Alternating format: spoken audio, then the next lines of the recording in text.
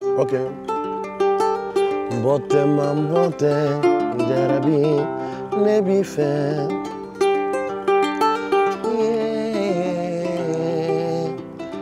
Il faut que tu saches que sans toi ma vie se gâche. I love you forever, je ne t'oublierai jamais, baby.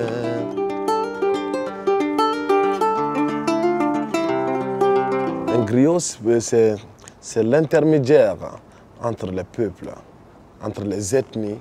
Le rôle d'un griot, c'est un griot qui amène la paix dans un village, pourquoi pas dans un pays, qui amène la paix entre les Traoré, les Diarra, les consorts et tout, et qui fait les démarches de mariage, pour les demandes de mariage, hein, qui communique surtout quand il y a un événement tel d'une famille Traoré, ou d'une famille Keïta, ou d'une quelconque que soit les ethnies.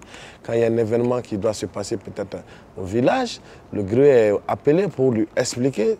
Alors monsieur, bon, voilà, il y a tel événement, il faut vraiment que tu passes dans les familles, que tu dises ce qui se passe dans le village et tout. Pour moi, le griot, c'est un messager.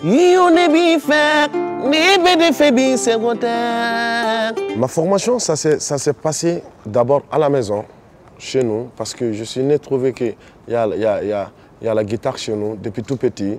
Il y a mon père qui joue de la guitare, qui est le grand frère de mon oncle Habib. Voilà, qui est, d'après chez nous, comme on dit, un artiste, un musicien raté. Et là, je suis tombée amoureuse de la musique par rapport à mon oncle Habib, parce que quand j'étais petit, il répétait 3 fois par semaine. Hein, comme chez nous, c'est en Afrique, on vit tous ensemble dans la grande famille. Et c'est ça qui fait la force, la beauté et la dédication, c'est très très important. Donc du lundi au mercredi, il répétait, voilà, dans la semaine 3 fois.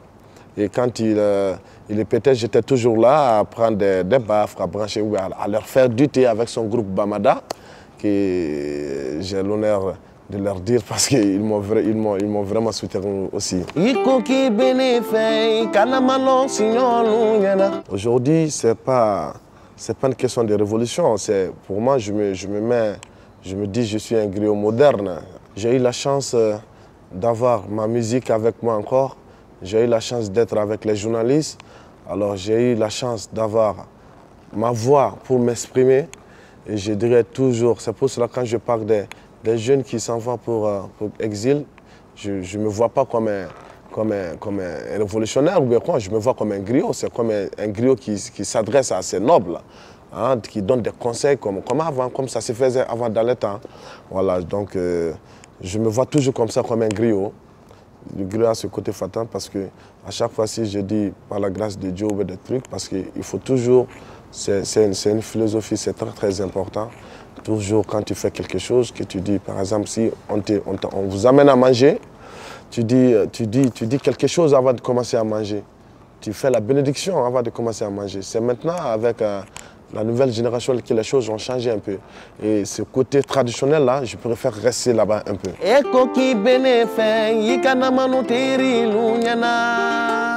À certains moments de la vie aussi, chacun est libre de faire ce qu'il veut. Tu ne peux pas vivre ta vie et puis vivre la vie de tes enfants aussi. On ne peut pas contrôler tout le monde. Mais pour les conquérir, il faut les sensibiliser. Il faut les sensibiliser. Parce que tu vois, quelqu'un qui sait que, bon, je vais prendre la route pour aller en France ou bien pour aller en Europe, disons, il sait qu'il va, le chemin, le parcours qu'il va faire, il le sait déjà. Il ne sait pas s'il va mourir ou pas, mais il est sûr que certainement il va mourir. Pour moi, je le vois comme ça. Mais avec tout ça, il prend le risque de partir. Tu t'imagines? Mais il y a des parents aussi qui pensent que voilà, on va l'aider. Il y a la maman qui va prendre des crédits, le papa va prendre des crédits pour les frais de route et tout. Mais ils se disent, bon, arriver là-bas, c'est pas le Eldorado, tu vois un peu. La famille est là, et puis si tu es en Europe, toi, tu vas travailler, tu vas suivre un peu les besoins de tes frères, tes petites sœurs, tu vois un peu. C'est avec cette philosophie-là. Et cette philosophie-là, c'est ça qui n'est pas bon. Je m'adresse à la jeunesse africaine en tant que leur frère, en tant que leur griot. Moi, je leur dis de rester chez nous. Hein.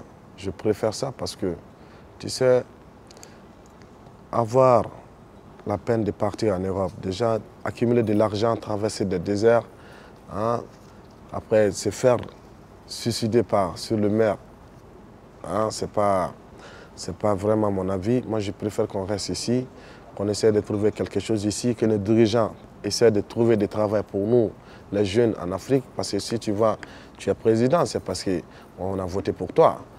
Hein, on a voté pour toi. Alors, de retour, la moindre des choses, il faut essayer de nous mettre à l'aise. Hein. Tout ce qui peut arrêter ce fléau, c'est de créer des emplois pour les jeunes. Et créer des emplois pour les jeunes, moi, je pense que ce n'est pas diabolique.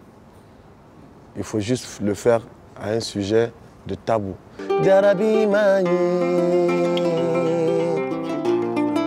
dia nyonya somedela. Jarabi mani, ne mi fe, dia nyonya somedela.